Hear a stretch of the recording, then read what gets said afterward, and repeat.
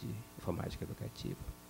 Porque a informática educativa, ela é, sobretudo, experiências que se realizam, né? Experiências no laboratório, experiências com a condução de um programa, experiências no trato de uma ferramenta.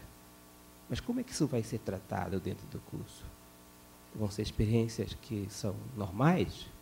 Ou elas podem ser experiências também que podem ser utilizadas como objeto de estudo de vocês? Como troca de experiências, né? Para saber o que uma cidade está fazendo em termos de utilização de laboratórios. O que outra cidade está fazendo em termos de utilização de laboratório. Né? Por que isso não ser fórum? Por que isso não se retornar um grande fórum, um grande mosaico de discussão para se saber quais são as experiências que vocês trazem para o curso, né? Então, nos municípios nos quais vocês participam, existe uma política pública que dá conta da informática educativa? Quais são essas políticas? Como é que você se insere nessa política? A questão do analfabetismo tecnológico, isso vocês vão vivenciar muito isso durante o curso, né? Porque vocês vão estar fazendo o curso e as outras pessoas vão se aproximar de vocês. E, na nossa área, geralmente, as pessoas se aproximam dizendo assim: eu não entendo nada de informática. Elas já começam se revelando totalmente analfabetas, né? Mas vocês têm que dar conta disso. Porque esse quadro existe. O Brasil não é que é analfabeto tecnológico. Ele tem dificuldade de acesso à tecnologia, né? Nós não temos um background tecnológico. Nós não temos um computador em casa que nós tivemos 10 gerações de computadores anteriores. Vocês aqui já viram falar dos Apple IIc, do Sinclair? Ok. Então, isso mostra que vocês têm um background. Vocês usaram isso em casa? Vocês tiveram isso em casa? Meu primeiro computador foi um Sinclair. Depois eu comprei um Apple. Depois eu comprei eu até me esqueço os nomes que haviam no Brasil naquela época. Mas eram uns monstros. Meu primeiro XP que eu comprei, eu troquei por um carro, na época, um Gol álcool. Ainda paguei diferença. Era caríssimo. Eu comprei nos Estados Unidos. E assim eu fui. Tive Macintosh, até hoje uso Macintosh. Tenho PC. Usei mainframe, RISC, estações RISC. Eu tive em casa uma estação RISC. Então, há um background. Você consegue montar uma sequência tecnológica. Mas para quem teve o primeiro computador semana passada, como é que fica? Né? Então, há uma dificuldade no Brasil de aproximação tecnológica, não por falta de capacidade intelectual, mas muito mais por uma falta de uma retaguarda tecnológica, né? E o Brasil vai ter isso, sobretudo, na área tecnológica, porque as pessoas estão comprando pela primeira vez o computador agora. É como as mesmas pessoas que estão comprando o primeiro carro agora, né? O Brasil sempre teve o carro também uma certa dificuldade, porque as pessoas não tinham carro. Elas começaram a comprar o carro agora. Então, o brasileiro vai conhecer bem mecânica daqui a mais de 10 anos, a 20 anos. Por enquanto, ele ainda está se aproximando dessa tecnologia. Multimídia permite a educação.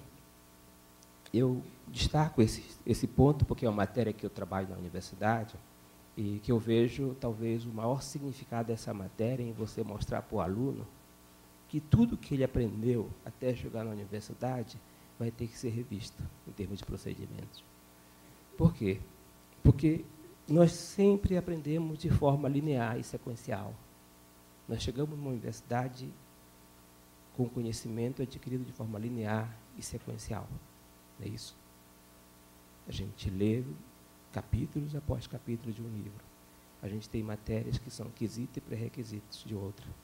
Nós temos conhecimentos que não podem ser avançados, senão o professor reclama, porque não, você tem que fazer primeiro uma base para depois chegar até onde você quer.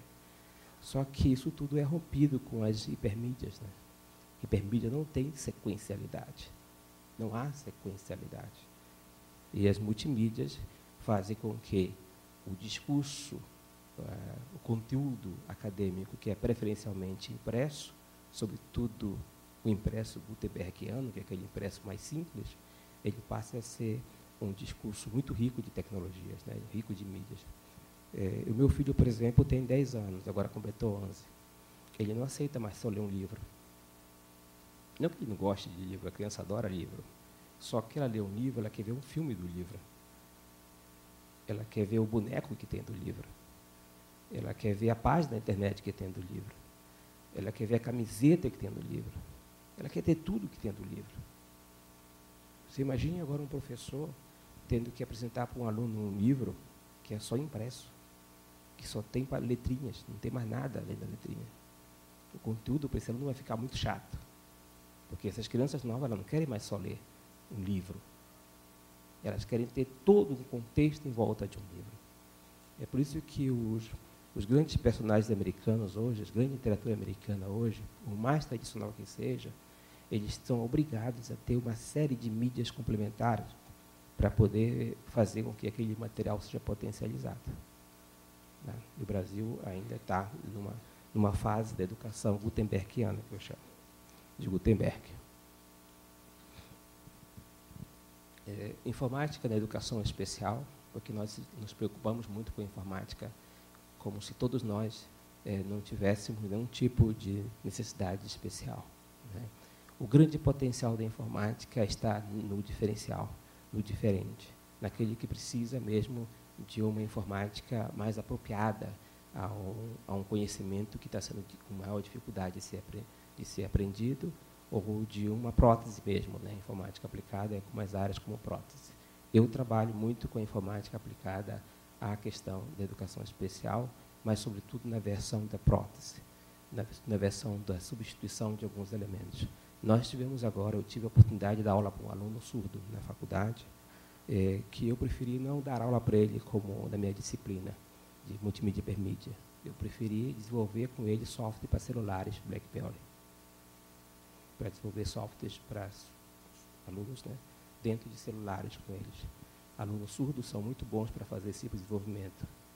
Alunos cegos são muito bons para fazer, por exemplo, projetos de sensoriamento dentro de ambiente. Então, todos os meus alunos que trazem algum tipo de necessidade especial, eu retiro da sala, a gente faz projetos especiais com eles, para que a gente possa utilizar esses projetos com os outros alunos, né, que retornam à universidade. E vocês vão ficar espantados de ver esses projetos, porque eles conseguem chegar a um nível muito elevado em termos de projetos. Projeto com simuladores, por exemplo. Quando eu encontro alunos que têm alguma dificuldade, vamos desenvolver simuladores com eles. Eu tive numa universidade no Rio Grande do Sul, chamada CETREM, onde eu encontrei na computação um aluno que tinha dificuldade psicomotora. A gente desenvolveu com ele um projeto de simuladores, para que durante todo o curso ele pudesse superar a dificuldade psicomotora dele. Então, esse tipo de aplicação é muito importante que sejam feitos. Projetos de progestores, por exemplo, para alunos cegos, baixa visão, e assim por diante. Existe um tema que o Brasil ainda não discutiu plenamente em razão da diversidade, que é o Brasil, da diversidade cultural, mas o Brasil é signatário de um documento chamado Sociedade da Informação. Eu não sei se vocês leram já esse documento chamado Livro Verde da Sociedade da Informação. Tá. Esse livro ele apresenta um cenário que está sendo construído, mas esse livro precisaria ser melhor discutido, até porque o Brasil é um país que tem muita diversidade cultural, muita diversidade tecnológica, muita dificuldade tecnológica. Durante um período que eu estive fazendo avaliações de instituições, sobretudo instituições que tinham recursos daquele chamado Proinfo, eu encontrei escolas que, na minha opinião, não precisariam ter computadores, precisariam ter outros tipos de equipamentos, que eram muito mais emergentes. Por exemplo, no Mato Grosso, eu encontrei uma escola que, dentro do laboratório de informática, a água entrava, no período de inverno, entrava 1,5 metro de altura, dentro do laboratório. Eu até brinquei, lá deviam ter mesas, deviam ter boias para os computadores ficarem boiando durante o inverno. E o governo parece que desconhece isso, porque monta-se um projeto de sociedade da informação como se todo o Brasil fosse igual. Né? Eu visitei uma cidade no interior da Bahia,